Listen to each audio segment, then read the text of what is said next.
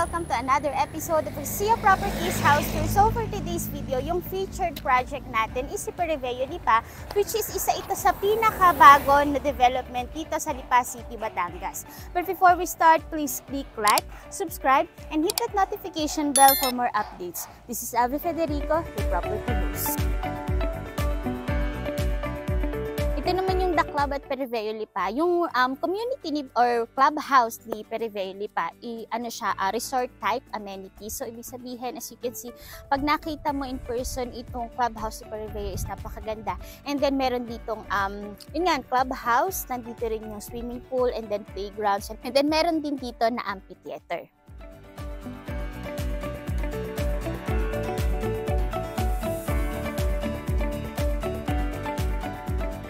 Ang allotted area para sa amenities ni Periveo Lipa dito sa clubhouse is 1 hectare. And then bukod pa doon, yung 50% ng community is gagawin siyang open spaces.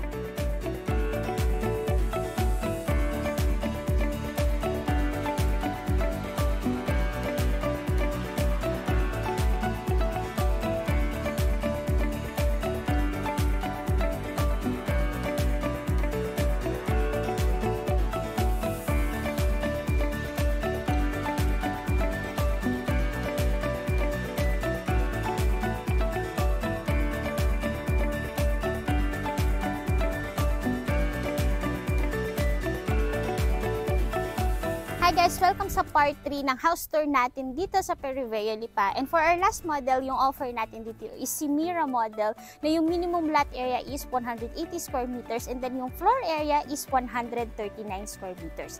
Para sa Mira model natin, meron tayo ditong 2 carports and then sa kaliwa ko, kung mapapansin nyo, nandyan si Erin at saka si Lana model. So na-feature na namin siya sa previous video namin.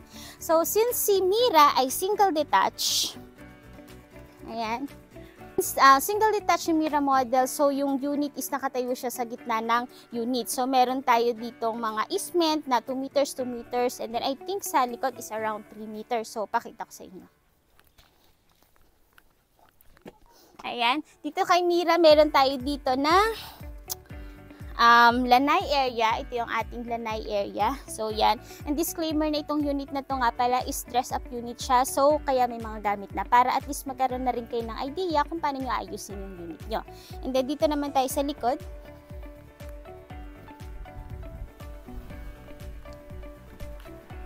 So, yan, napakalakas ng hangin dito sa area na to. Dito sa likod natin, ito yung ating service area. So, pwede kang dito magpalagay ng iyong laundry area na rin, mga automatic washing machines. And then, dun sa bandang unahan or sa bandang gilid, doon yung pinto papunta sa ating maid's room. And then, yung maid's room is may sariling toilet and bath. So, ikutin ulit natin.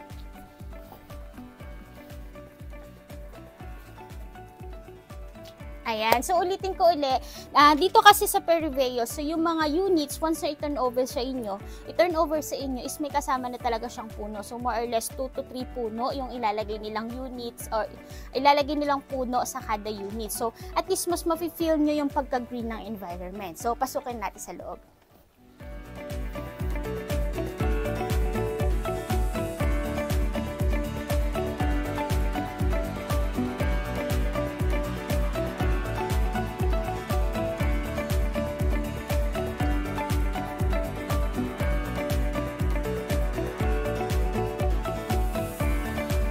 So, welcome sa loob na ating Mira model. Itong Mira model natin, yung wood na ginamit or yung door na ginamit para sa ating main door is solid wood siya, plus naka-electronic lock na rin po. Yan, isara ko lang. And then, disclaimer ulit na itong ipapresent namin is dress-up unit siya. So, expect nyo na hindi kasama yung mga gamits. Tulad nitong sofa, dito sa left side ko, since ito yung magiging space natin para sa ating living or receiving area. And then, sa tapat ng ating living or receiving area is ito yung ating dining area. Siya. Para sa ating dining area, so kasya naman, kung mapapansin nyo, hanggang 6-seater. And then, dun sa left side kanina, sa naunang part ng video, is dun yung ating lanai area. After natin dito sa dining, so lipat naman tayo sa kitchen. Ayan, ito yung kitchen area natin. And please take note na para sa kitchen area natin, hindi po kasama yung mga overhead cabinets. Ang kasama sa package is mga under-counter cabinets. So, kung napanood niyo yung Erin model namin na video or na house tour, so yun po kasi yung actual turnover. Para at least ma-manage po namin yung inyong expectations. And then after nito is meron itong ground floor bedroom.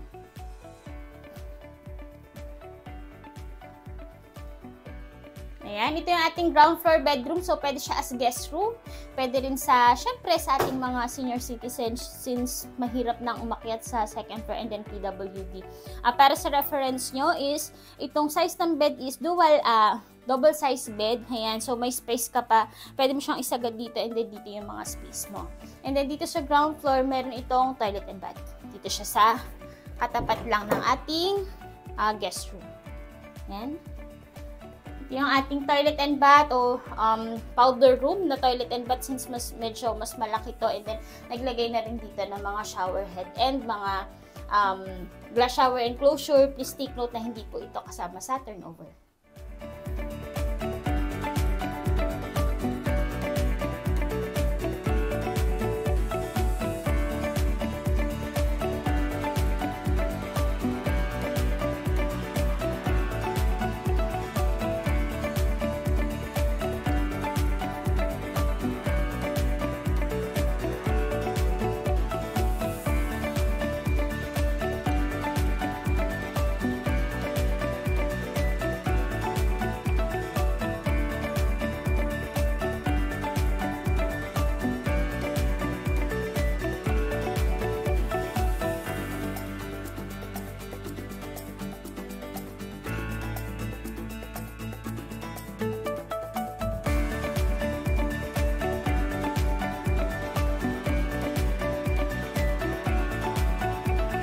Second floor. So, discuss ko lang ulit or review ko lang. Si Mira model, meron siyang 2 carports, may living, dining, kitchen, may lanay, and then meron tayong guest room plus toilet and bath. So, tara na sa second floor.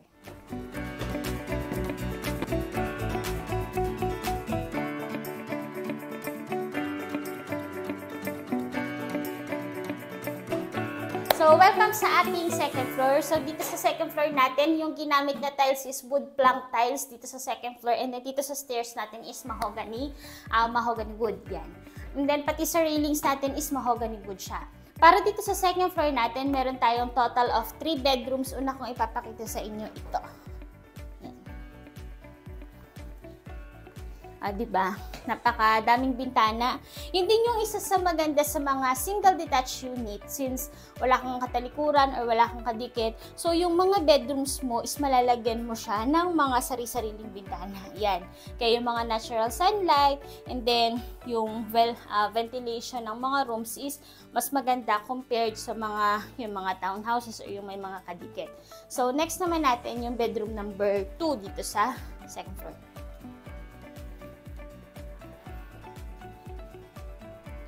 Dito naman sa bedroom number 2 sa ating second floor. So, mirror lang naman to nung naunang bedrooms.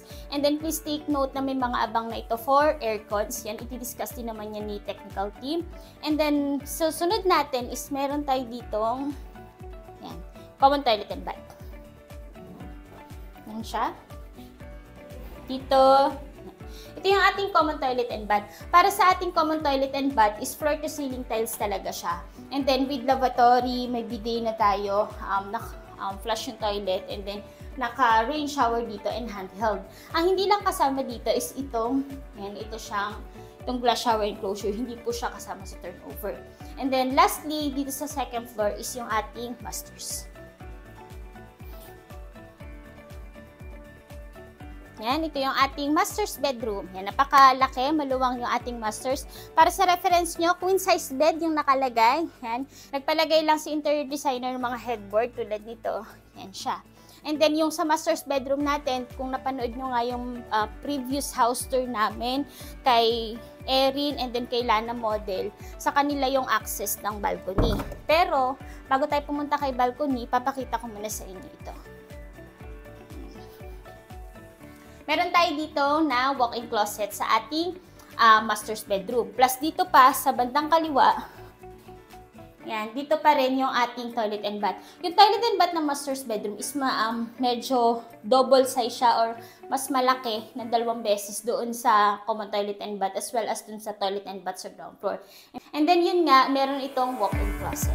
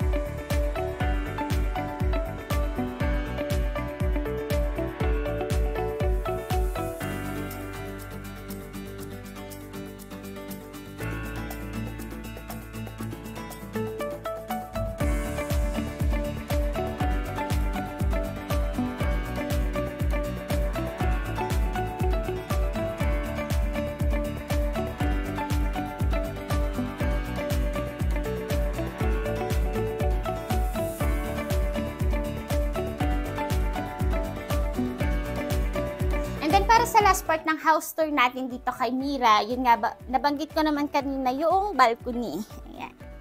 So, yan, napakaganda ng balcony. Yun nga lang, yung balcony is kay master's bedroom lang talaga yung access niya.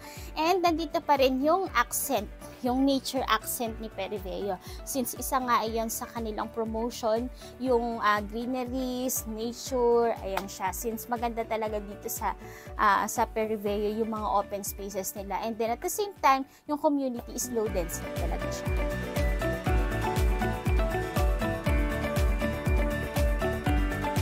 Kaya kung nagustuhan mo si Mira, ito yung single detached namin. Ito yung pinakamalaki dito sa area na to. So, ilalagay namin yung details sa description box. And then also, yung links ng ibang house model dito sa Periveo Lipa. Kaya kung nagustuhan mo itong video and then interested ka na mag-avail ng property dito sa Lipa, Batangas, ilalagay namin yung full details sa description box and also ang aming contact numbers. Thank you for watching!